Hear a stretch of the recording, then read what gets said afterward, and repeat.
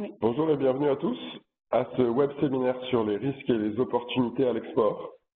Vous avez sans doute des expériences différentes, vous qui nous rejoignez sur ce web séminaire à l'international, que vous soyez déjà présent, déjà expert ou que vous vous posiez la question. Nous allons essayer de vous donner quelques clés assez empiriques sur les risques et les opportunités à l'export, des éléments conjoncturels d'analyse géopolitique et économique, et puis des outils concrets à travers nos expériences que nous avons pu partager avec nos clients qui sont présents à l'international. Donc ce que je vous propose, c'est qu'on déroule les thèmes suivants. Dans un premier temps, nous parlerons d'Atradius, on se présentera en quelques minutes, et puis j'évoquerai les sujets géopolitiques et économiques qui font bouger les lignes à l'export. Et enfin, Christophe Pennelier vous parlera de la meilleure manière pour saisir les opportunités qui pourraient se présenter à vous en 2017 et surtout en 2018 à l'opportunité à l'export. Mais ce serait aussi dommage d'y perdre du temps et de l'argent en s'y engageant de façon trop rapide ou peut-être mal préparée. Alors quelques mots sur Atradius. Nous sommes deuxième assureur crédit mondial aujourd'hui, avec un peu plus de 90 ans d'expérience dans les solutions de credit management, notamment en assurance crédit, mais pas seulement, puisque nous sommes aussi actifs en recouvrement et en caution. C'est 160 bureaux qui sont répartis dans 50 pays et qui représentent plus de 3700 collaborateurs. Le marché nous reconnaît comme un acteur important à l'international et c'est, je crois, une de nos forces qui nous a permis de procéder à plusieurs années de croissance successive en chiffre d'affaires. En 2016, notre chiffre d'affaires a atteint 1,8 milliard d'euros. Et globalement, du fait de bons résultats et de la stabilité de notre actionnariat, puisque nous avons un actionnariat principalement privé, nous sommes bien évalués par les agences de cotation qui sont importantes dans le monde des assurances. Et puis on en reparlera un petit peu plus tard de l'information, mais c'est une clé en assurance crédit, c'est une clé quand on va à l'international. Nous avons aujourd'hui une base de données qui compte plus de 240 millions d'entreprises et sommes capables de délivrer des couvertures de crédit jusqu'à 20 000 décisions par jour dans le monde. Donc voilà, ça nous permet aujourd'hui d'avoir une expérience aux côtés de nos clients lorsqu'ils travaillent sur leur marché domestique pour les protéger contre le risque d'impayé, mais évidemment aussi quand ils travaillent à l'export et à l'international, ce qui nous amène aujourd'hui. Donc je vais rentrer rapidement dans le vif du sujet à travers, dans un premier temps, les enjeux géopolitiques qu'il faut aborder parce qu'il y en a un certain nombre aujourd'hui, et puis on rentrera dans une dimension plus économique. Et enfin, je donnerai quelques clés très pratiques avant de passer la parole à Christophe Pennelier. En matière géopolitique, comme je le disais, l'actualité est riche. Je reviendrai un petit peu en arrière sur le Brexit parce qu'il est important. D'abord, il est proche de chez nous et on sait que les exportateurs français travaillent d'abord avec leurs voisins, avec nos voisins, que sont en particulier l'Allemagne et l'Espagne, suivis par les États-Unis, et puis l'Italie et le Royaume-Uni. Donc c'est important aussi de regarder ce qui se passe à côté de chez nous. Et le Brexit a été pour moi le révélateur d'une population coupée en deux, au sens où souvent on oppose ceux qui bénéficient de la mondialisation à ceux qui ne bénéficient pas des échanges internationaux. Et je crois que quand on regarde le vote pour le Brexit, on voit bien que ce sont plutôt les Londoniens et la banlieue proche qui ont voté en faveur du Remain, alors que les banlieues plus industrielles et sûrement plus pauvres ont voté plutôt en faveur de la sortie de l'Union européenne.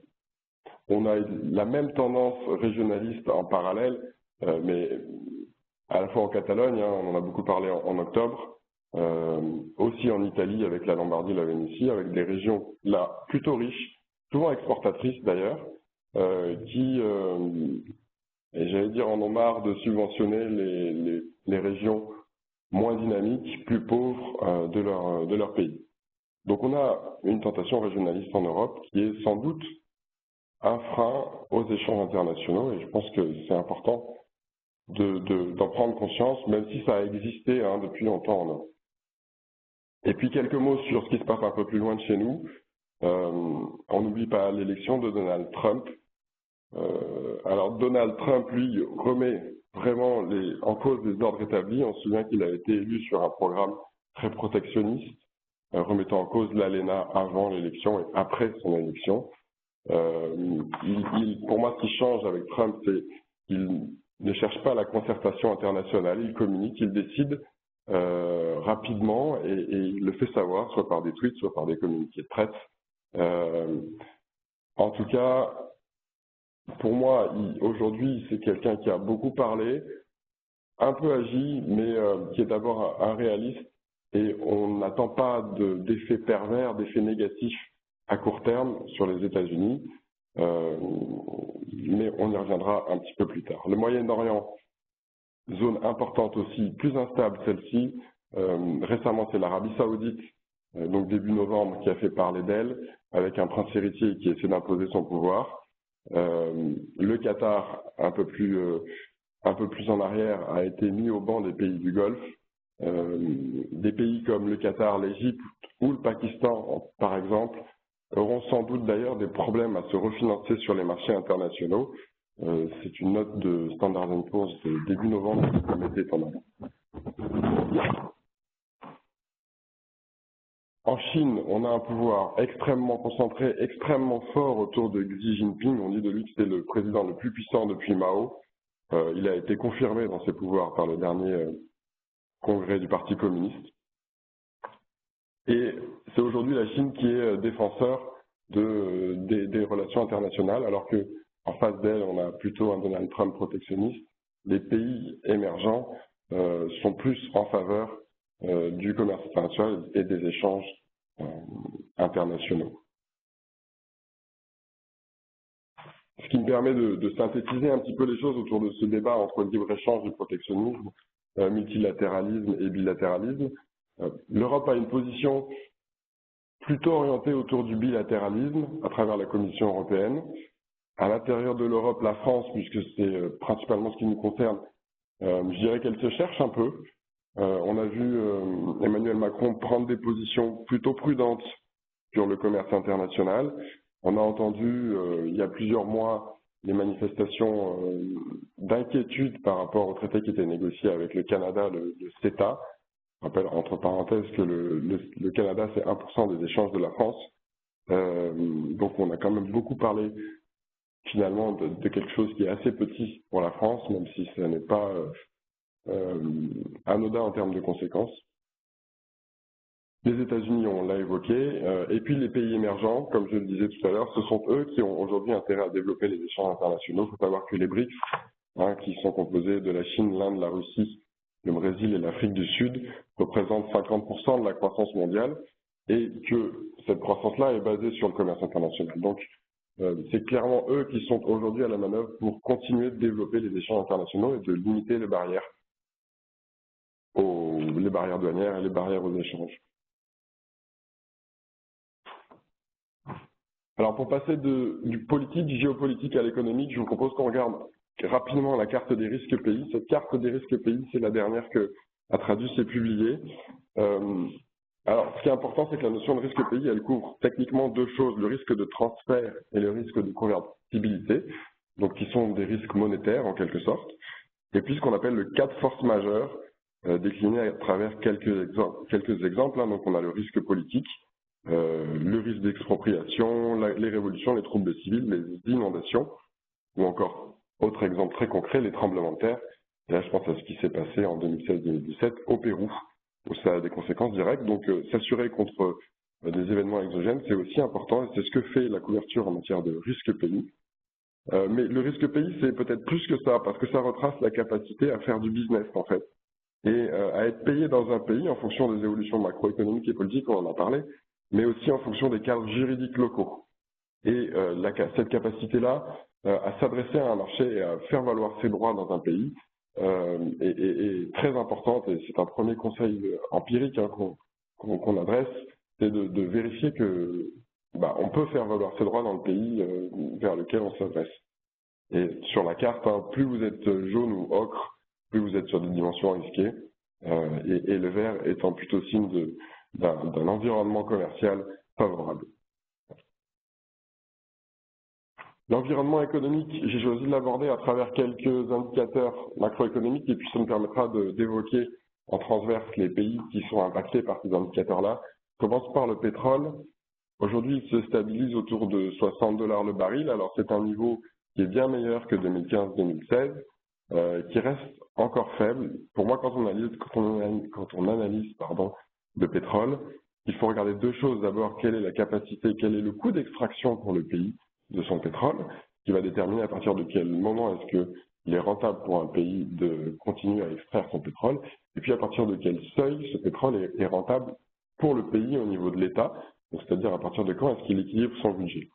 Et très concrètement, un exemple, c'est le Nigeria. Le Nigeria équilibre son budget à 139 $ le baril, donc on en est très loin. Le Nigeria est aujourd'hui un pays où l'inflation est galopante. On a une monnaie qui perd de la valeur de jour en jour. Puis en plus, s'ajoute à ça des risques géopolitiques, Boko Haram en particulier, et les problématiques dans le delta du Niger. Donc c'est un pays fortement risqué. Qu'on a constaté, nous, c'est par exemple encore que l'État algérien a gelé les embauches du fait de la faiblesse des coûts du pétrole et de la faiblesse de l'entrée de devises qui en résultait. Et donc ils ont gelé les embauches, ils ont réduit les biens d'équipement et ils se sont d'ailleurs lancés dans une politique de monétisation de leur déficit budgétaire qui est dangereuse à moyen terme. En fait, c'est le choix de ne pas se financer sur les marchés internationaux. Donc ils préfèrent faire marcher la planche à billets, comme on dit, et probablement créer de l'inflation. Donc l'Algérie est sans doute aussi une zone à suivre. La Russie, ça va mieux. La Russie a subi des difficultés en 2015-2016. Le premier semestre 2017 avait de meilleurs indicateurs, notamment grâce à une bonne tenue des exportations industrielles, aussi à une consommation interne qui s'améliore. On attend sur 2018 des perspectives relativement favorables, notamment à la faveur du désendettement des ménages russes. Un mot très concret sur les impacts que la faiblesse du pétrole a eu en 2016-2017, tel qu'on l'a vu avec nos clients. Les États ont généré moins d'appels d'offres. Donc les entreprises privées qui dépendaient de ces appels d'offres, je pense en particulier aux pays du Golfe, ont eu de vraies difficultés parce qu'elles avaient moins de business. Et quand elles avaient ce business, elles étaient payées parfois à 200, 250, parfois 300 jours. Et donc, quand vous attendez de la trésorerie pendant 200 jours ou 270 jours, c'est pas facile à supporter. Les banques, en parallèle de ça, les banques locales, avaient moins de devises, donc étaient moins prêteuses, donc accompagnaient moins leur société. Et là encore, ça a donné moins de souplesse pour développer le commerce dans ces pays-là. Ça a créé d'ailleurs ce qu'on appelle des runaways, c'est-à-dire le phénomène de disparition, une entreprise qui tire le rideau. Ça apparaît souvent au Middle East parce qu'en fait, les gérants préfèrent purement et simplement disparaître qu'avoir affaire à la justice locale. On a eu quelques assurés qui se sont retrouvés là-dedans, notamment dans le secteur de l'électronique et de l'électrique. Voilà, pour la partie pétrole. Autre matière première importante, les matières agricoles, elles ont un effet favorable, notamment sur les pays, je dirais, d'Afrique et d'Amérique latine. Je parlerai du Brésil, qui est un des premiers producteurs mondial de café, de sucre de canne, entre autres de soja aussi, dont on attend des perspectives favorables en 2017-2018. Alors, c'est une économie qui est en convalescence quand même, mais la Banque mondiale a révisé ses prévisions de croissance à 2,3% sur 2018. Donc elle va bénéficier aussi du rebond des matières premières agricoles. L'Afrique, dont on sait qu'elle est tributaire de matières premières agricoles, a bénéficié de la hausse, notamment du cacao depuis 2013, tirée par les importations chinoises en particulier. Et donc des pays comme la Côte d'Ivoire, qui ont été mis à l'honneur d'ailleurs dans une note d'Atradius, ont bénéficié de ce développement positif. Et la Côte d'Ivoire affiche un taux de croissance positif depuis plus de 4 ans, malgré une instabilité quand même politique sur laquelle je ne peux pas détailler aujourd'hui, mais qui reste à suivre.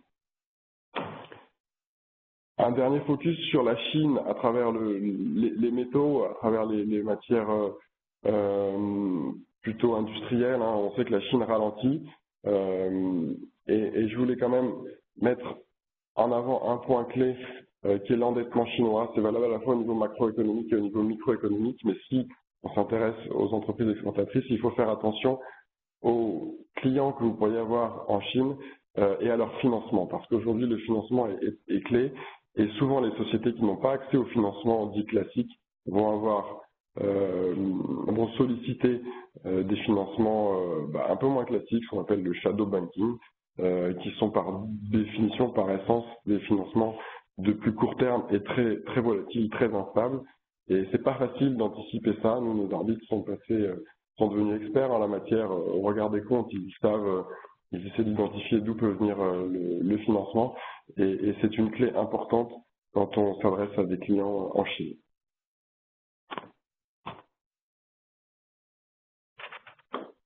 Je pense qu'on peut passer assez vite sur les pays industrialisés dans la mesure où c'est proche de chez nous. L'actualité économique est riche en informations positives. Globalement, la confiance des industriels est à la hausse en Europe, est à la hausse aux États-Unis. On est dans un cycle positif. Alors, les économistes disent que c'est au moins valable pour 12 à 18 mois. Donc, profitons-en. On a des perspectives qui sont clairement favorables avec aussi une augmentation du commerce international et puis des secteurs qui se portent bien, notamment dans la chimie, l'agro ou encore la pharma.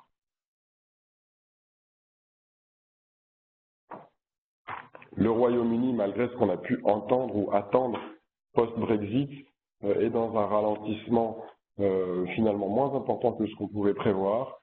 Il va falloir quand même suivre parce que peut-être que les effets seront retardés et aujourd'hui on a des premiers signaux de difficultés. Néanmoins, ça reste un pays stable, évidemment. Les États-Unis sont sur une bonne tendance avec des très bons fondamentaux.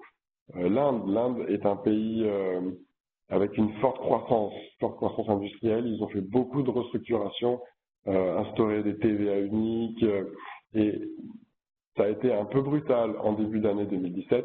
Les effets positifs devront se faire sentir en 2018. Et peut-être après, en tout cas, c'est clairement un moteur de la croissance mondiale pour les années à venir.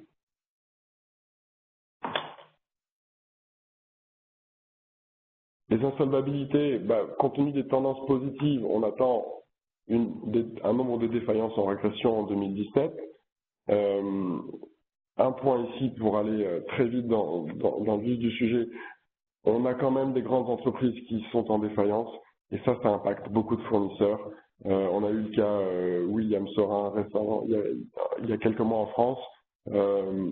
Courant octobre, c'était Toys R Us qui était sous Chapter 11 aux États-Unis. Donc on a des grandes entreprises de renom qui se protègent par des lois des faillites locales après avoir accumulé des difficultés ou en anticipant des difficultés à venir.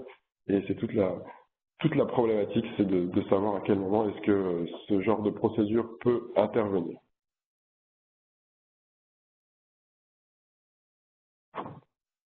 Et puis pour finir, on a balayé quelques conseils, quelques éléments pratiques, mais je voudrais les synthétiser à travers cette approche. Quand on vend à crédit, je crois que Christophe Penelier en reparlera après, c'est vrai que c'est souvent une contrainte un atout compétitif parce que si vous ne le faites pas, probablement que vos concurrents accepteront de vendre à crédit et donc seront privilégiés par le client. En tout cas, il faut se sécuriser. Et la première de sécurité, c'est d'être bien informé localement de ce qui se passe. Donc, on a parlé de l'élément juridique, de bien connaître vos clients, de savoir que vous pourriez être amené à faire et comment le faire en cas de retard de paiement. Je dis souvent aussi qu'un client trop facile est souvent vraiment trop facile. Attention aux commandes qui arriveraient trop vite. Attention aux gens qui ne négocieraient pas. Attention aux gens qui proposerait trop facilement des paiements cash. Ça ne veut pas dire qu'il faut être suspicieux de tout, mais je pense que ce qu'on appelle en assurance la gestion en bon père de famille sur l'international est extrêmement importante. Un point très important, si vous avez cette transparence-là, c'est de connaître les clients finaux, c'est-à-dire les clients de vos clients, ou comment est-ce que votre client va distribuer les produits qu'il vous achète. on a des plaques tournantes, je pense au Middle East encore, où les sociétés acheteuses vont après dispatcher les produits dans des pays risqués. Donc si votre client est exposé lui-même à des pays risqués, l'Irak, l'Égypte par exemple, et ben évidemment il sera risqué aussi. Donc il faut être vigilant sur ce point-là. D'un point de vue contractuel, faire attention à ce que veulent dire vos contrats. Si vous avez des incoterms, si vous êtes en mesure de définir vos incoterms, faites attention, notamment si vous vous exposez sur des pays les plus rouges qu'on a vu tout à l'heure sur la carte des risques pays, donc des pays où l'environnement juridique, notamment l'environnement géopolitique interne est défavorable ou est risqué. C'est le fameux risque de pays tiers, hein, donc si vous livrez dans un pays risqué, mais par contre que vous êtes payé par une entreprise qui est basée dans un pays, on va dire de l'OCDE, dans ce cas-là, c'est peut-être des solutions plus sécuritaires, plus safe. Alors, il y a des moyens de se protéger contre le risque de retard de paiement ou de défaut de paiement. Je pense à la clause de réserve de propriété. Là encore, il faut vérifier qu'elle soit applicable dans le pays dans lequel se situent vos clients. Vous avez la stand-by letter, qui est une possibilité aussi bien connue des gens qui s'exposent, qui travaillent à l'international. Et puis, pourquoi pas, quand vous êtes sur des premiers deals, demander un paiement d'avance. Ça permet de réduire le risque que vous prenez à crédit. Vous demandez un paiement partiel d'avance et puis le reste, vous l'assumez à votre charge. Je pense que vous pouvez aussi être dans du donnant-donnant quand on a des clients à l'international, selon les contextes, encore une fois. Je pense que ce qu'il faut en tout cas, c'est d'être en lien avec vos enjeux. C'est-à-dire que adapter à la fois vos modes de paiement, parce que quand on parle de Credoc, par exemple, il faut avoir une équipe qui est capable de le gérer. C'est lourd administrativement. Les volumes d'affaires doivent être aussi proportionnels à vos marges, c'est-à-dire que plus vous margez, c'est un peu un pléonasme de le dire, mais plus vous margez, plus vous êtes capable de prendre du risque. Alors que si vous êtes sur des produits à faible marge, je dirais, là il faut peut-être plus sécuriser parce que la perte est aussi risquée et globalement voilà, s'adapter à vos risques et prendre des engagements sur l'export, plutôt sur du moyen terme ou du long terme, plutôt que sur du court terme. Ça, je pense que Christophe en parlera. Mais en tout cas, voilà, en proportion avec ce que vous êtes capable d'engager sur cette notion de moyen terme ou de long terme. Et puis, être payé. Alors, être payé, on attend quand on est payé à crédit, donc c'est attendre quelques semaines, parfois quelques mois, c'est pas ce que je vous souhaite. Pas de confiance aveugle, attention, j'ai des clients qui partent souvent à l'export avec une confiance un peu en intuitu personnel, de l'humain, de l'affect parfois, et c'est parfois risqué. Moi, j'ai plusieurs exemples par an où les assurés s'engagent avec un client qu'ils connaissent bien, où finalement on peut avoir des indicateurs négatifs, mais de toute façon, il me paiera toujours. On entend ça. Je connais une société qui a eu un impayé parce que, en fait, avec un ancien de sa société qui était parti dans un autre pays et qui était devenu client, donc il y avait de l'affect et ça a été compliqué à gérer. Et puis voilà, progresser par étapes, c'est peut-être le conseil le plus important et qui synthétise l'approche, c'est voilà, augmenter progressivement vos volumes d'encours, gagner de la confiance, mais une confiance rationnelle, et puis comme ça, vous allez pouvoir profiter de ce dynamisme économique dont on a parlé.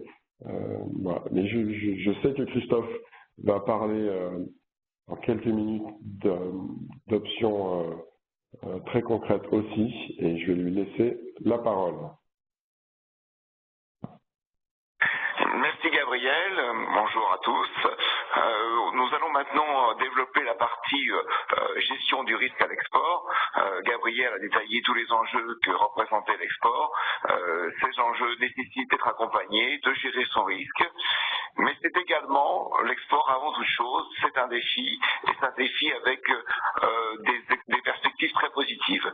D'abord, il faut noter qu'en France, les entreprises sont particulièrement hésitantes par rapport à l'export, notamment les PME, PMI, les ETI, parce qu'elles estiment être insuffisamment armées face aux défis de l'export. C'est un défi qui fait peur et qu'il faut aborder et ne pas aborder seul.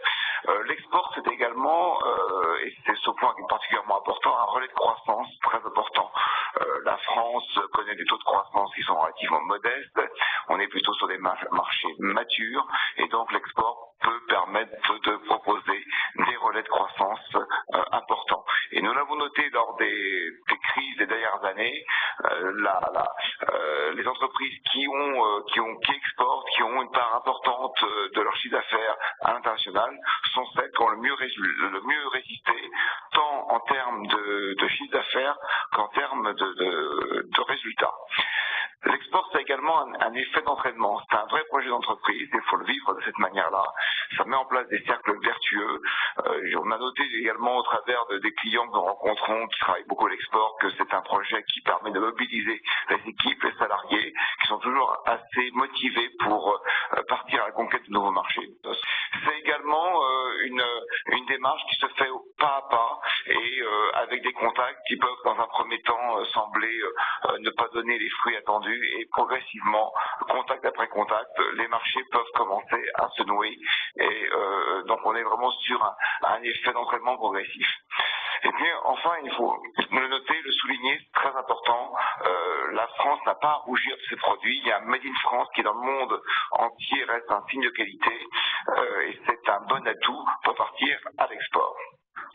Alors, comment s'y prendre évidemment, on a, pour une entreprise qui n'a jamais exporté, un certain nombre de questions, on a un mur face à soi, il faut le franchir. D'abord, c'est faire des choix stratégiques. Comment aborder l'international? On peut vendre directement des produits par des contacts, par des relais qu'on a pu prendre au travers de salons, de contacts à l'étranger. Mais c'est également des partenariats commerciaux.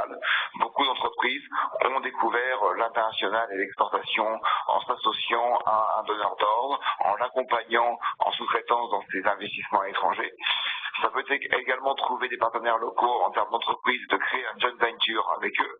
Et ça peut être également développer une filiale à l'étranger, ça peut être la création d'une entreprise à l'étranger, ça peut être également la reprise d'une société à l'étranger. Donc vous avez un panel de choix stratégiques qui doivent être à travailler avant toute chose.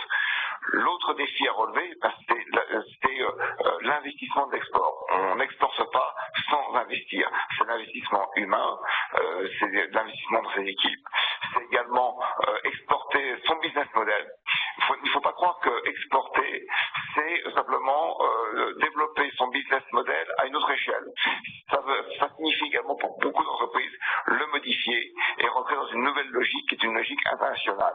Et ça suppose bien évidemment de repenser l'approche en fonction des marchés et de la culture des clients. Je dirais que l'export de proximité, qui est la majorité de l'export français vers la Belgique, vers l'Espagne ou vers l'Italie, vous avez déjà des différences culturelles importantes, mais c'est un export de proximité qui peut sembler simple.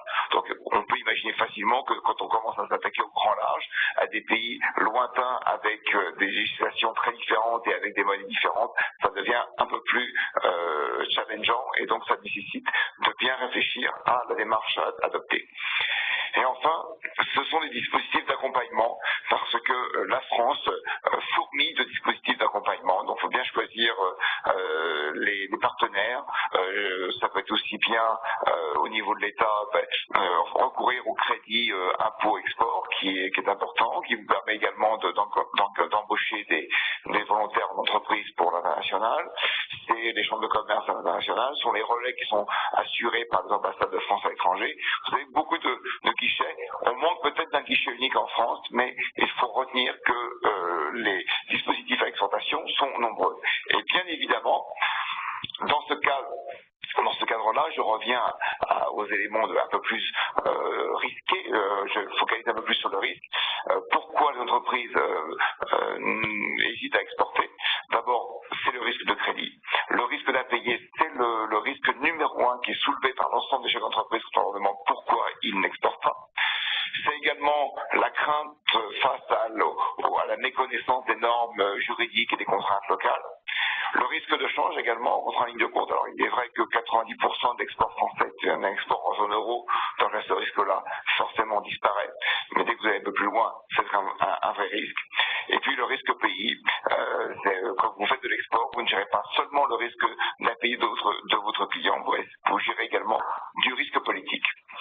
Donc, si on se focalise un peu plus sur le risque de crédit, vous allez retrouver en fait les mêmes risques que vous pouvez avoir en France, hein, le retard de trésorerie chez l'acheteur, la procédure collective avec tout ce que ça suppose en abondant de créances, et puis la fraude, quelque chose qui existe également sous nos cieux.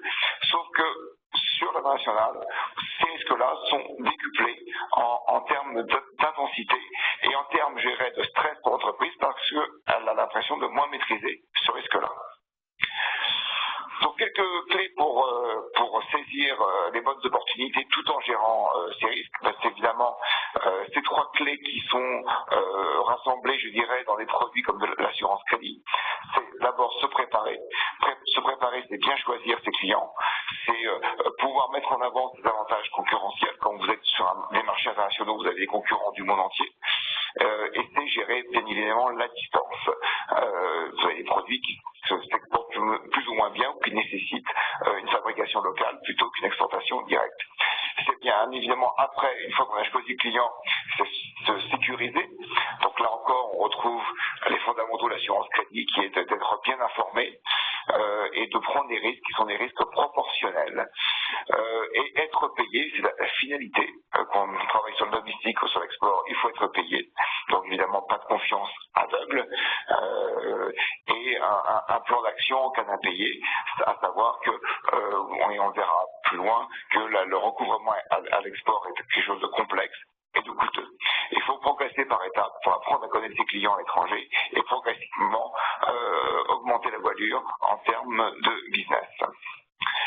Alors, l'assurance crédit est un partenaire international, oui, parce que depuis très longtemps, l'assurance crédit a adapté ses produits à l'exportation. D'abord, les assureurs crédit proposent une couverture contre le risque d'impayé et le risque politique sur l'ensemble des pays. Alors, certains pays sont exclus, mais ce sont des pays extrêmement ciblés qui sont en guerre aujourd'hui. Vous avez des conditions de règlement qui sont ajustées. Donc on va prévoir dans nos polices des conditions de paiement en fonction de la zone où vous travaillez, en fonction des pays. Vous avez la possibilité de travailler avec une limite discrétionnaire, ce qui signifie que pour pouvoir travailler sur des clients sur des petits montants, vous êtes en totale liberté tout en étant couvert. Et cette couverture peut jusqu'à 95%. Donc ce 95%, c'est important, ça veut dire quoi? Ça veut dire que l'assurance crédit prend une très large part, la plus grosse part du risque à son compte. Puis vous avez également des assureurs crédit qui sont capables de vous accompagner sur des montages beaucoup plus complexes avec les multinationales et avec des présences de filiales dans différents pays. Alors, pour vous accompagner, quelles sont nos armes à nous, assureurs crédit? D'abord, c'est d'avoir la proximité du risque et de la formation. C'est un point qui est essentiel. Nous ne pouvons pas juger d'un risque depuis la France, dans des pays comme la Chine, dans des pays comme l'Allemagne, comme l'Italie, si nous ne sommes pas présents sur place, avec des équipes sur place qui sont en capacité d'analyser l'information produite localement et qui ont la possibilité de contacter les acheteurs. Ensuite, un accompagnement personnalisé. À partir du moment où vous pouvez bénéficier du réseau international d'assurance crédit, il est tout de même important que vous, entreprise exportatrice française, ayez toujours en France des équipes à votre disposition et en capacité à prendre la main sur toutes les demandes internationales. C'est la garantie aussi d'avoir avec vous un système d'information international complet. C'est le nerf de la guerre. Si on veut pouvoir avancer sans trop prendre des risques trop importants à l'international, il faut avoir un bon niveau d'information sur les clients locaux. Et enfin, des outils en ligne performants pour gérer votre risque international. Là encore, ça participe de la qualité de l'information grâce à des ratings, notamment. Alors, on a parlé de l'accompagnement, on parle des moyens de bien préparer son développement international. Maintenant, le caractère, je dirais, la plus complexe de l'export, c'est l'encouvrement. À partir du moment où vous devez subir des impayés, c'est là où commencent les grosses difficultés au niveau de l'exportation. Il faut trouver après des relais locaux pour faire du recouvrement. Il faut pouvoir avoir un suivi de ce recouvrement, et ça peut sembler être anecdotique, mais suivre de très loin un recouvrement, c'est particulièrement compliqué. Puis il faut anticiper le coût, car le coût est peut-être parfois particulièrement prohibitif. Dans certains pays, les coûts d'avocats sont particulièrement élevés. D'où l'avantage d'être accompagné là encore par un expert qui intègre dans son offre d'assurance crédit le recouvrement. Donc il n'y a pas de surcoût et il y a un partage de la réussite au travers du success feed. Donc c'est ici pour vous, entreprise ex-entreprise, un outil apaisant. Pour conclure, je dirais que l'international est un formidable projet d'entreprise pour beaucoup de PME, de PMI, de TI. Celles qui s'y sont frottées aujourd'hui ne le regrettent pas. C'est également une nécessité. On parle de la globalisation, on parle de la mondialisation. Cela signifie qu'aujourd'hui, les entreprises, si elles veulent continuer à se développer, doivent réfléchir à l'international. Mais c'est également des risques inhérents à ce développement. Vous retrouvez des risques qu'on connaît déjà sur le marché domestique, mais qui sont, je dirais, décuplés à l'international, avec comme crainte principale, bien évidemment, l'impayé. Donc pour cela, je pense que les entreprises doivent se préparer et se faire accompagner. Merci Christophe. Ce que je propose, c'est qu'on passe aux questions et aux réponses. En tout cas, on va essayer. Alors, on en a reçu un certain nombre. Je me suis permis d'en sélectionner une, mais comme j'ai été un peu long, du coup, on va se focuser sur celle-ci. Donc la question, c'était, dans les zones où la communication financière est limitée, comment faites-vous pour accompagner vos clients à l'international? C'est une excellente question parce qu'effectivement, il y a des différences entre les zones. Hein. Et d'ailleurs, les bons élèves ne sont pas forcément ceux qu'on croit et les mauvais non plus. Au fond de la classe, je mettrais les États-Unis, par exemple, ou le Middle East, qui sont des zones où on communique assez mal ces informations financières. La base de notre analyse pour accompagner nos assurés à l'export, c'est bien sûr les bilans et les comptes de résultats. Ce sont des zones sur lesquelles c'est compliqué d'avoir une communication financière transparente. À l'inverse, on a un bon niveau d'information dans des endroits comme en Chine, à Pologne encore, ou même la Turquie.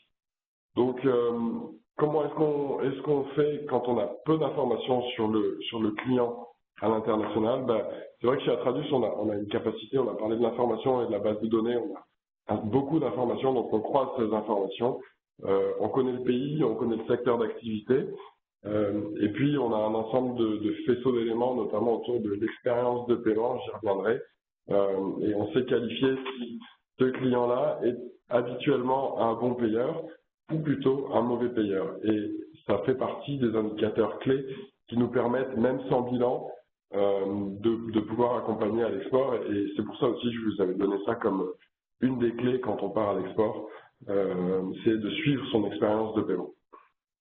C'est un point clé pour nous aussi quand on va devoir vous accompagner sur vos clients internationaux, c'est votre expérience, votre propre expérience de paiement. Et là, on a l'habitude de demander à nos assurés quelle est la relation qu'ils ont avec leurs clients. Comme ça a été évoqué, si vous êtes stratégique pour votre client, dans ce cas-là, il y a probablement plus de chances que vous soyez payé et payé à l'heure. Donc c'est quelque chose qui est encourageant et qui est un facteur plutôt d'opportunité, évidemment. Et puis l'antériorité de la relation, si vous avez plutôt plusieurs années d'expérience de paiement, de paiement favorable, de paiement à l'heure, alors là on va plutôt être dans des dimensions positives, évidemment, qui vont nous permettre de couvrir et puis finalement d'assurer l'imprévisible, c'est-à-dire le retard de paiement ou l'impayé pur et dur. Et puis vient la question des documents financiers. C'est pas toujours nécessaire, ça va dépendre des montants en fait qui sont en jeu. Si on est sur quelques dizaines de milliers d'euros, ils ne sont pas forcément nécessaires. Quand on atteint plusieurs centaines de milliers d'euros d'engagement sur un client, alors là on va avoir besoin d'une transparence financière un petit peu plus poussée. Donc là c'est un vrai partenariat avec nos assurés et on travaille ensemble pour rentrer en contact avec le client et expliquer que avoir une couverture de crédit par un assureur crédit, c'est mutuellement bénéfique. Et en général, voilà, pouvoir travailler avec notre assuré et dire à son client, Atradius a besoin des éléments financiers pour pouvoir délivrer de la garantie et avoir du crédit fournisseur, ça nous ouvre toutes les portes nécessaires et la transparence requise pour pouvoir délivrer les meilleures garanties possibles. Voilà ce à quoi je pouvais répondre. Ce qu'on propose, c'est pour les autres, c'est de vous répondre individuellement, soit par prise de contact téléphonique ou par email. En tout cas, Christophe et moi, on vous remercie sincèrement d'avoir écouté ce web séminaire. N'hésitez pas à revenir vers Atradius pour toute question, si vous en avez.